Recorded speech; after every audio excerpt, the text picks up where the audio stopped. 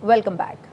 अमरीकी सदर ने सिफारतकारी को मजीद मौका देने का फैसला करते हुए अमरीकी फौज को ईरान पर नए हमले न करने की हिदायत कर दी। तकरीबन 2 हफ्तों से जारी रोजाना हमलों का सिलसिला रुक गया। ओमानी वफ्द जुमे को आबना हुर्मुज दोबारा खोलने के नए इंतजामात पर बातचीत के लिए तेहरान पहुंचा था। मुज़ाकरात में पेशरफ्त हुई है और इम्कान है ओमान और ईरान के दरमियान हफ्ते के इख्तिताम तक मुआहिदा तय पा जाएगा। ईरानी फौज के तर्जुमान ब्रिगेडियर जनरल मोहम्मद इकरामीनिया का कहना है अमेरिका की जानिब से हमले रोकने पर ईरान ने भी अपनी जवाबी कार्रवाइयां रोक दी हैं। तर्जुमान ने कहा अमेरिका ने गुज़श्ता 2 रातों के दौरान अपने हमले रोके हैं। जब उनसे पूछा गया कि क्या इसका ये मतलब है कि अमेरिका ने यकतरफा तौर पर जंगबंदी दोबारा नाफिज कर दी है, तो जनरल इकरामीनिया ने कहा अमेरिका स्ट्रेटेजिक फैसला साजी के हवाले से थकन का शिकार है, उसके पास कोई वाज़ेह हिकमत अमली नहीं है। ये बात सदर के फैसलों और सेंटकॉम की कारकर्दगी में देखी जा सकती है। हालिया 15 रोज़ा लड़ाई के दौरान ईरान की फौजी कार्रवाइयों की कुछ खुसूसियात थीं, जिनमें हमलों का मरकज़ अमरीकी रडार तनसीबात और मुआवनत फराहम करने वाले मराकज़ थे, ताकि अमरीका को मज़ीद हमलों से बाज रखा जा सके। ईरान ने इस अरसे में कोशिश की कि अमरीका को मुज़ाकरात की मेज़ पर वापस लाया जाए, ताकि वो मफाहमती याददाश्त की शिकों पर अमल करे।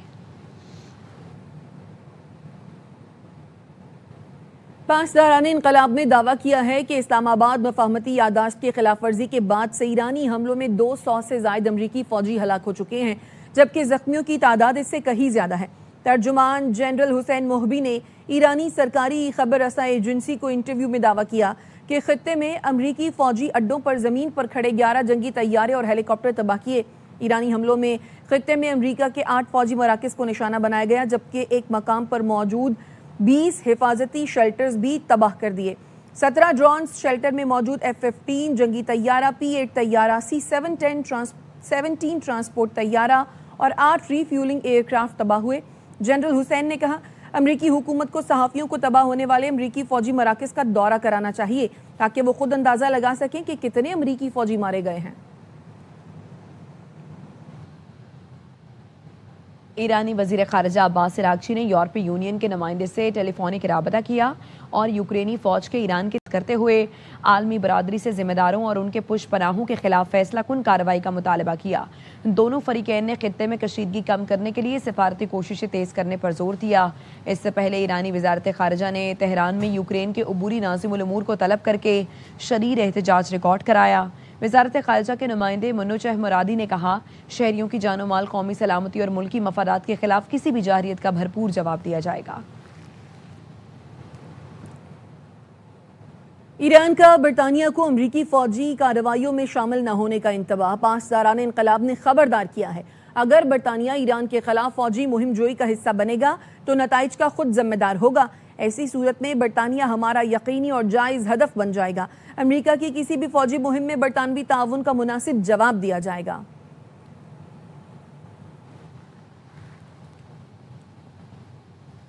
बरतानिया के वज़ीर-ए-आज़म एंडी बर्नम ने ओहदा संभालने के बाद पहले बड़े इंटरव्यू में कहा है कि अगर बरतानिया के कौमी मफाद का तकाजा हुआ हो तो वो डोनाल्ड ट्रंप पर तनकीद करने से नहीं हिचकिचाएंगे।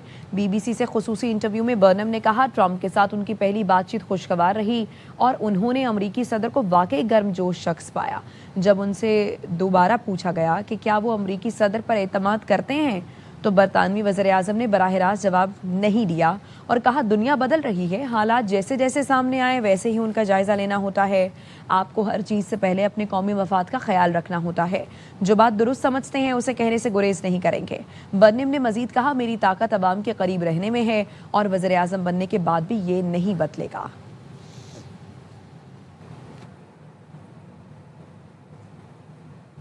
यमन के हूसी ग्रुप और सऊदी क़यादत में कायम फौजी इत्तेहाद के दरमियान हमलों का तबादला हुआ है।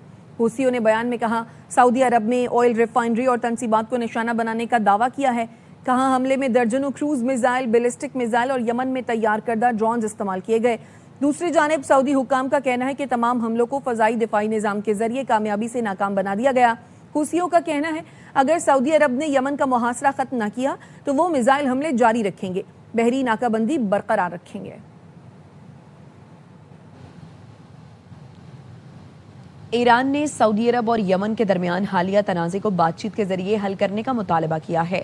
ایران کا یہ مطالبہ اس وقت سامنے آیا جب سعودی عرب کے خلاف جارحیت پر عرب اتحاد نے الحدیدہ میں حوثی باغیوں کے ٹھکانوں کو نشانہ بنایا۔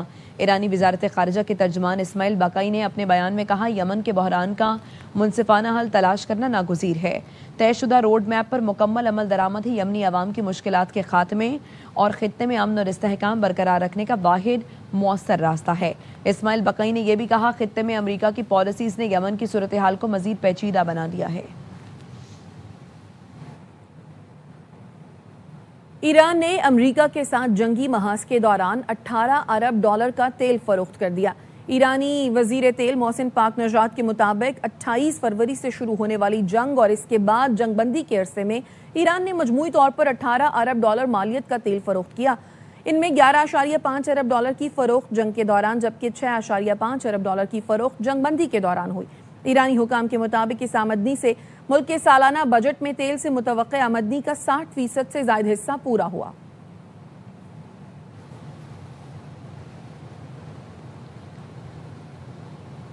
نائب وزیر اعظم اور وزیر خارجہ سینیٹر محمد اسحاق ڈار نے سعودی عرب کے وزیر خارجہ شہزادہ فیصل بن فرحان ال سعود سے ٹیلی فون پر گفتگو کی۔ ترجمان دفتر خارجہ کے مطابق دونوں رہنماؤں نے خطے کی تازہ صورتحال پر تبادلہ خیال کیا اور پاکستان اور سعودی عرب کے درمیان قریبی اور برادرانہ تعلقات کا اعادہ کیا۔ انہوں نے سفارتکاری کے تسلسل کی اہمیت پر زور دیتے ہوئے خطے میں تعمیری روابط، امن اور استحکام کے فروغ کے لیے اپنے عزم کا اظہار کیا۔ واپس آئیں گے اس بریک کے بعد، ساتھ رہیے۔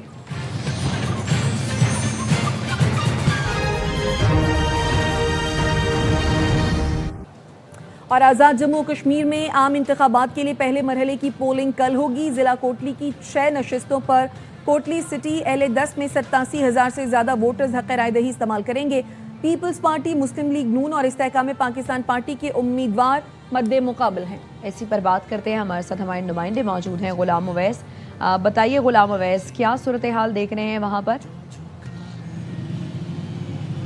جی، میرپور ڈویژن میں الیکشن 2026 کا جو پہلا مرحلہ ہے اس کا آغاز کل ہوگا۔ کل پولنگ ڈے ہے، یعنی 27 جولائی کو میرپور ڈویژن کے اندر پولنگ ہوگی اور اسی طرح ضلع کوٹلی کی 6 نشستوں پر بھی 27 جولائی کو پولنگ ڈے ہے اور یہاں پہ تقریباً ضلع کوٹلی کے 6 لاکھ سے زیادہ ووٹر جو ہے وہ اپنا حق رائے دہی استعمال کریں گے، جس میں خواتین ووٹرز بھی شامل ہیں اور مرد ووٹرز بھی شامل ہیں۔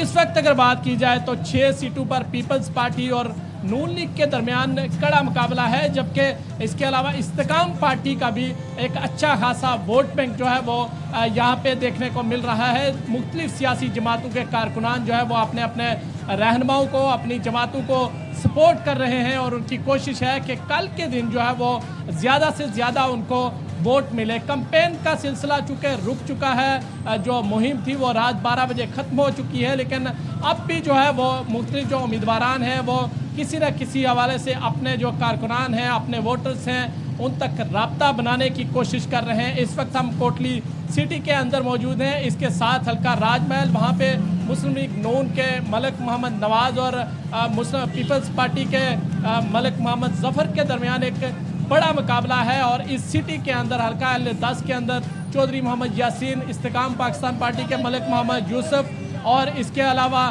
جو ہے وہ ایک اور امیدوار مسلم لیگ نون کی طرف سے فاتح محمد کیانی کے درمیان بہترین مقابلہ ہے۔ اس کے علاوہ سینسا کے اندر بھی پیپلز پارٹی اور نون لیگ کا مقابلہ ہے، یعنی 6 سیٹوں پر ہم دیکھ رہے ہیں کہ پیپلز پارٹی اور نون لیگ کا ایک کڑا مقابلہ ہے۔ یہ کوئی پیشن گوئی نہیں کی جا سکتی کہ جو کل کا الیکشن ہے وہ کس سائڈ جائے گا۔ ابھی تک جتنے بھی امیدواران ہیں اپنے اپنے طور پر وہ کوششوں میں لگے ہیں اور اوورآل اس الیکشن ماحول کی بات کی جائے تو بہترین انداز سے، پرامن انداز سے یہاں پہ الیکشن ہونے کی جو ہے وہ توقع کی جا رہی ہے۔ یہاں پہ سیکیورٹی کے بھی بھرپور انتظامات کیے گئے ہیں اور لوگوں کا جوش و خروش بھی ہے الیکشن کے حوالے سے اور لوگ چاہتے ہیں کہ اپنا ووٹ جو ہے وہ استعمال کرے بھرپور انداز سے تاکہ وہ اپنا نمائندہ بہترین انداز سے منتخب کر سکیں۔ ٹھیک ہے، یعنی تمام تر تیاریاں مکمل ہیں اور کانٹے کا مقابلہ متوقع ہے۔ اپڈیٹ کر رہے تھے آپ غلام اویس، آپ کا شکریہ۔